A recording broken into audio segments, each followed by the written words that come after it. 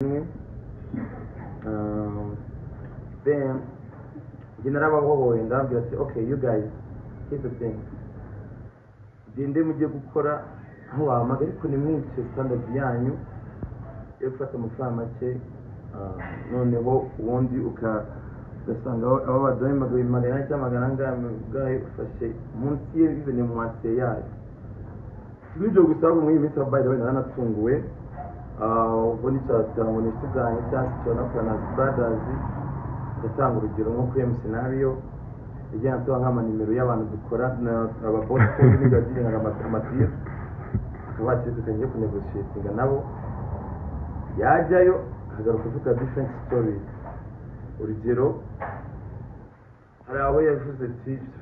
but this is open conversation by the way ngo Eric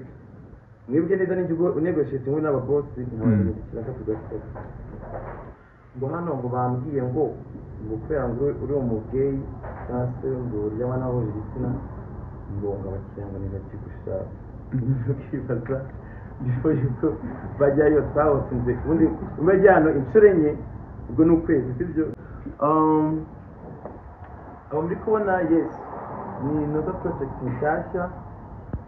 yes tumenyereye nka traffic jam yacyari exist nubwo tutari kumwe ariko ibintu tutagiye twumvikanaho ariyo mpamvu muri kubona umwe ari Nyamirambo undi Rubavu Musanze undi Kimicanga cyangwa babiri bakaba ari hano so that's not the case usually ngewe I do negotiate but I don't go for cheap nkunda ibintu biri class narababwiye ati you guys turi team ni muzemere ko baducamo ibice nka bya bindi bigeze kubaho ugiye nakorangana na Ben sibyo so umwe abona akazi gasigewe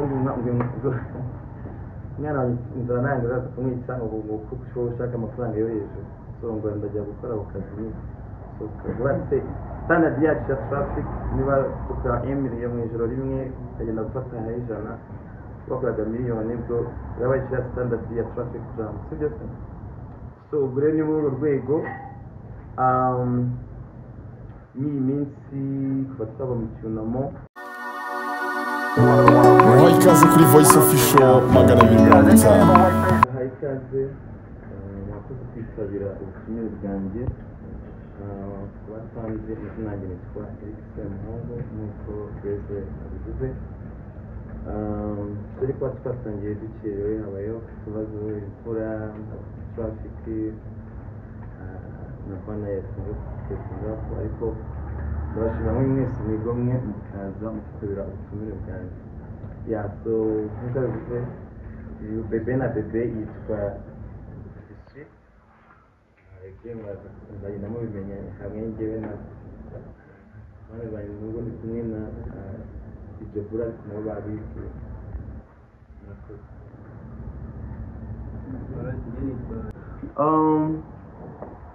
abo muri kubona yes ni another project nshyashya yes tumenyereye nka traffic jam yacyari exist nubwo tutari kumwe ariko ibintu tutagiye twumvikanaho ariyo mpamvu muri kubona umwe ari Nyamirambo undi Rubavu Musanze undi Kimicanga cyangwa babiri bakaba ari hano so that's not the case usually ngewe I do negotiate but I don't go for cheap nkunda ibintu biri class narababwiye ati you guys turi team ni muzemere ko baducamo ibice nka bya bindi bigeze kubaho ugiye nakorangana na Ben sibyo so umwe abona akazi gasigewe mwana inzara nange zaza kumwica ngo kuko ushaka amafaranga yo hejuru so ngo ndajya gukora ako kazi so kabatse standard yacu ya traffic niba tukora emiri mu ijoro rimwe agenda gufata ijana twakoraga miliyoni bwo yabaye ya standard ya traffic jam sibyo se. So ubwo rero ni muri urwo rwego n'iyi minsi kuva twaba mu cyunamo then njye narabahohoye ndababwira ati okay you guys here's the thing, gende mujye gukora aho wahamagara ariko nimwice standard yanyu yo gufata amafaranga make, noneho ubundi ugasanga abo baduhaye magana cyangwa magana angahe ufashe munsi ye bizanye mu masiye yayo. N'ibyo gusa ahubwo muri iyi minsi by the way naranatunguwe, ubwo nicyagira ngo nishyi bwanjye cyangwa se tubona na brothers, ndatanga urugero nko kuri M scenario ijyana tuba nk'amanimero y'abantu dukora ababosi kandi n'ibyo bagiringa amatiro akaba ati tugiye kunegotiatinga nabo, yajyayo hagaruka kuvuga different stories. Urugero hari aho yavuze ati but this is open conversation by the way, ngo Eric mwebwe neza n'igihugu unegotiating we n'ababosi ntabwo kiraka tugakora ngo hano ngo bambwiye ngo kubera ngo uri umugay cyangwa se ngo uryama naho igitsina ngo abakiriya ntibajye gushaka ukibaza before yuko bajyayo twahosinze ubundi umejyano inshuro enye, ubwo ni ukwezi sibyo, ubwo ni ukwezi kandi abantu banjye ni hose nuzana abantu sibyo, harakubise haruzuye rimwe kabiri gatatu kane, noneho iki gihe ni gutyo wabonye ko uri umugay kandi usanzwe uri we n'ubundi uri open nta kintu hishe sibyo, abona ko ari nk'ikintu cy'amatiku cyangwa se akagenda akanca inyuma akanegotiatinga low price agahita atwara abandi bantu akabatwara aho ngaho, which I was surprised.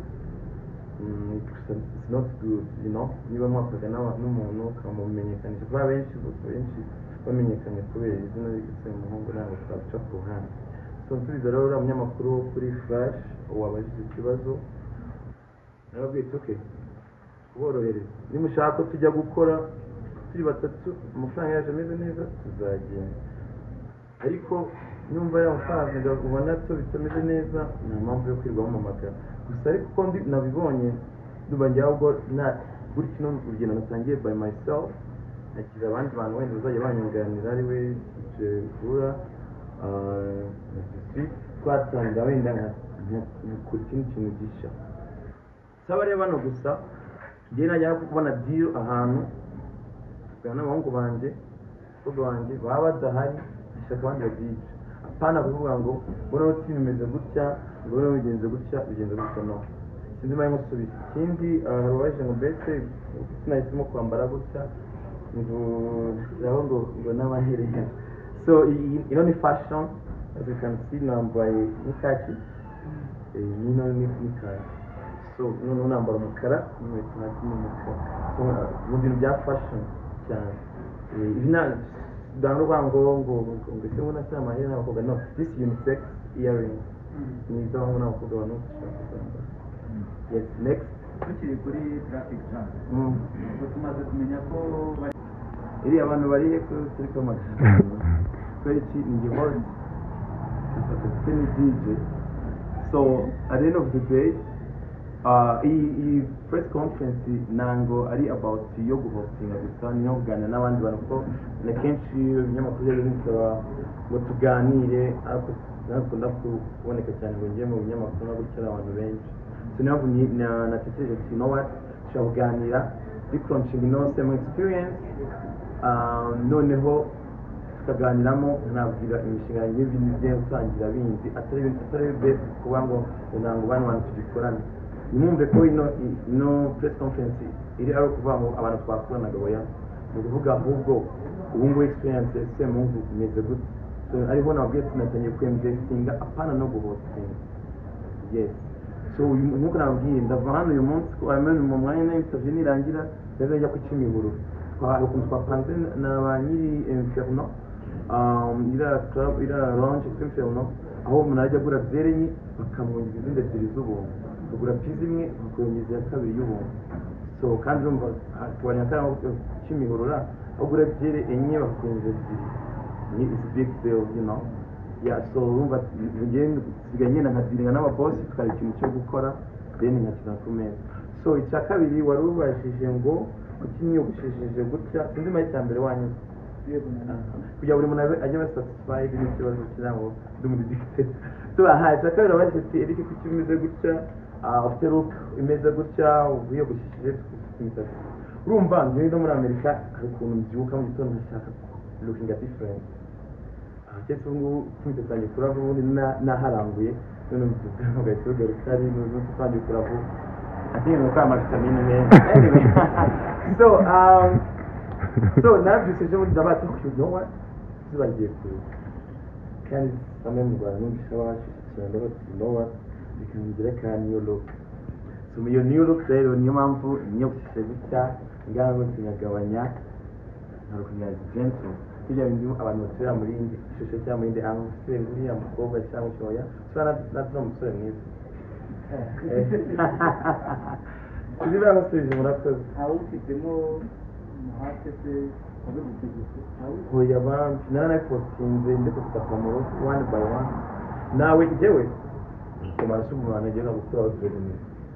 ko ni wacu bumye we nta kintu babikora mukunzi nacyo yavuze mukunzi kuza yano ese uyu mwana wanyenya ko muna kintu mwe kumuvuga uraza kubitubwira ngira ikindi kibazo dukurikijeho mu izina ryawe kinyamakuru ukorera Lounge. So navuganye na new owner wa hano nsaba uwo munsi ariko no musaba mu bundi buryo ari ukwinvestingamo atari ukuhostinga so kandi ibyo twabonaga abantu so rero ko dufite club nziza ndimo club nziza serivisi nziza byo kurya bifite bitandukanye na previous owner yitwa The Wave uwo new owner afite ibintu biri classe byo kurya byiza ugasanga ahandi ibitekerezo bitekeye biri fresh club nziza serivisi nziza so rero ibyo bintu tugiye gutangira ikintu cya kare apana urugero natangwe naho kuri PG kandi abantu batangira kumanga bakigorobye paka ninjo cyane tugiye gutangira ikintu cya kare atari ngo ni club ya ninjo tugatangira saa 10:10 so rero icyo kintu bivuze ngo nango nabura abantu twabura abantu kuno nongeye nazanye n'ikintu cy'umwihariko aho nemereye umukiriya kwinjiza inzoga ashaka your favorite drink cyangwa inzoga ukunda wowe uvuga ati iyi bottle niyo bottle nkunda ukayigura hanze ku kiranguzo ukayigura hanze ku kiranguzo ukayizana hano noneho kwinjiza yayo ukayikiraringa 10,000 gusa iyo wazana n'abantu 20 bafite bottle ebyiri bishyuza bottle ebyiri gusa 10 gusa 10 bottle imwe ikinjira so abantu rero urumva abantu benshi niba bottle cyangwa simple example matatu niba no bottle igura 150 ni mu kabari ukayigura haranze 60 amafaranga menshi urabusevinga kuze rero uri umuntu uri class cyangwa se n'abantu basanzwe ukazikerisha 10 kugira usanye n'inshuti zawe ntabwo byagorana kandi si n'ibyo gusa abantu twajya tubona ku cyumweru si n'ibyo gusa kandi ndabwo dufite dine n'aba influencer red carpet moment socializing n'abashuti ama free cocktail so I strongly believe kandi nzabona icyambere no kuba positive hano kuba negative murakoze very detail ariko kubera ko ni launching kino gikorwa so ni umunsi wa mbere tuzazitangira gutyo next nuko nabwiye next week tuzadufite indi concept itandukanye ni ibintu bishya abantu batagiye bamenyereye so ni ukuvuga ngo ntabwo tuzahomba impamvu tuzahomba ni gute iryo cupa wazanye ntabwo ngiye kumenya kunyabusura hanze ngo uzane irindi so ni one bottle warimara ubwo bakwa Mr. warimara wemeye kugura ibindi byo ushakamo hano ni impamvu turi kuronshinga ntabwo dukurikiye inyungu cyane ubundi iyo uri gukora business kwegera ibintu bya business cyane ntabwo ukurikiye ya nyungu cyane ngo na hombo nagira toya cyambere no kwibanza ukamenyekanisha ya noza yawe ya concept yawe wateguye noneho kugira abantu n'ibitegura n'ibindi bamenye uyu munsi ku cyumweru imihanda yose irabiri kwerekeza ahantu Semungu ari gukorera so rero umusubije wowe umunyamakuru wa BTN TV ni one bottle per person cyangwa se ushobora no kuza nta kintu tukayiguramo imbere ariko imbere numva very expensive nawe no kujya kudukana abakiriya ariko ni umuvana ibintu bizatangira saa 11 nimugoroba kugeza saa 5 z'ijoro kandi ubundi club ifunga saa 8 saa 8 ariko urumva ko ari ku cyumweru cya weekend so nuvuga ngo amaboto abaguzwe aho ngaho ya maboto ni abantu batangiye saa 11 kujya kugeza saa 5 undi wayamara nzima wabyumvise so ni ukuvuga ngo nta kintu kigiye gihungabanya mu mikoranire yanjye ngo na sexual orientation yanjye n'akazi biratandukanye kuzana umurira ntabwo haza abasangirangendo haza aba straight abamama abapapa urubyiruko young generation sibyo so nawe ngenda azi Eric ngo nk'umuzangirangendo aho ngenda nk'iri kugiye gukora akazi sibyo so niyo mpamvu n'umubosi yahamagaye njya ziringa nawe ahantu hose nta byo kwikina cyangwa iki ahantu hose most of the 95% y'utuzi twose guhera last year mu kwa munani kugeza mu kwa kane 95% njya zirenga nawe boss kandi ndakora kuzo bamwe muri mwe hari abageze aho nakoreye cyangwa bagiye bagira cyangwa umwanya mubona na posting abahuzi ni kwa ndimana bisiga nyine igikundiro abantu bose bakwiyumvamo yes ushaka kuzana abasangira ngendo ariko baza mu byaje nyine uko batumira abantu bose bakara but abo nabajaho ya to make it clear n'aba mama abapapa urubyiruko abantu bose all genders nyine so rero na ni kuranire ishindwa mu fungo cyangwa kwishije mu kugira ngo nikana ko urabo ya uko ari ibyo twaye tubura abantu n'umuntu wakandakira aho kuri ko wa mutima ibyo wakocinze abantu uko rero uvangiye hano nekera n'abandi bahoze njye wa muhosti ubwo abantu batanyabye babyigana ugera ahantu venue nkabanza nkakora advertising nkahavuga nkavuga ubwiza bwabo nkakundisha abantu baza ntabacamo simvuga ngo ndi umusa cyangwa kigenda bagritinga nkabasuhuza tugiye wa muntu abona ko umuntu w'abantu ahubwo nawe uriya muntu twashaka kumusapotinga nawe telefone yigize ntabwo ari kutwegera ntabwo ari kutwikoza rero igihe nyine turajya kuri stage cyangwa tuza abantu barakara cyangwa n'abandi bagera kuri iyo muri venue ababosi batangiye kuhamagara ariko bakiri none abantu batangiye kugenda ngo Eric nawe urazi umuntu kandi ari just so show up nkarira abantu muri cyaho kandi amuhost ikiwenda cyakoresheninga n'ababyinira cyangwa ufite amateme menshi nkaba entertaininga mu buryo butoya ariko ubundi abantu benshi nanje tuzi ikibazo cya wowe News Africa nango abantu banyishe cyangwa bituma ngo clientele yagabanyuka ikindi cya kabiri babashije ngo ariko uko umuntu ubona hari ama-events kugenda gutegura cyangwa amafata atandukanye kimwe na Eric gutegura ibintu byinshi turi kubategurira by'ukuri dufite akazi kenshi cyane ntabwo biba byoroshye ariko tuzagenda tubimenyamo bigatuma yeah thank you okay so nuko rero beza bivuze tugiye gutangira na limit hari ushobora kubaza any question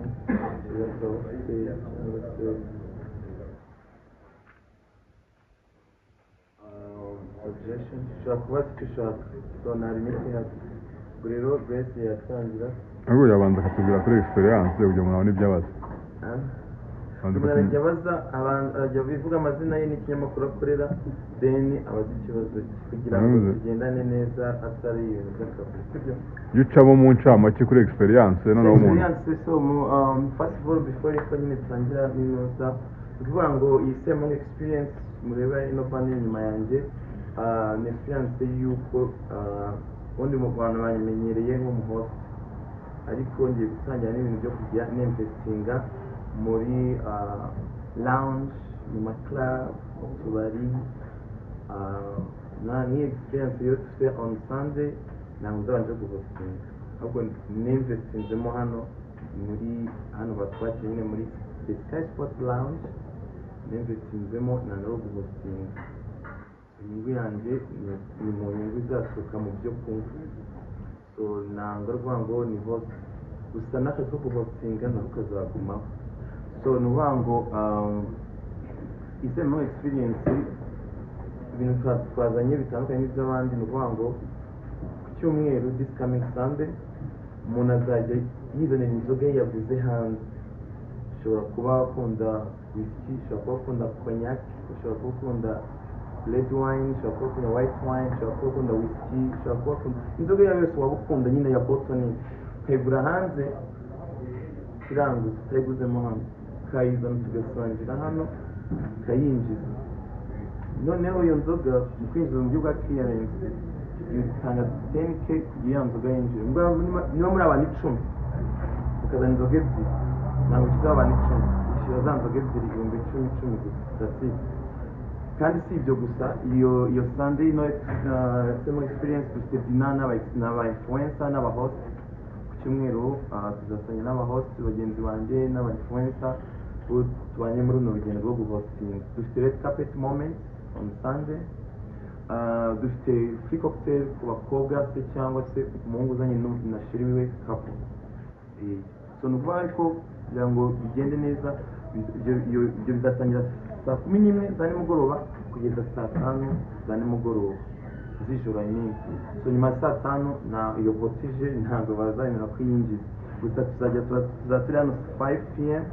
kugeza 11 pm umuntu azana yemerewe kuzana izo nzoga nyine. So ni free entrance, free parking, dufite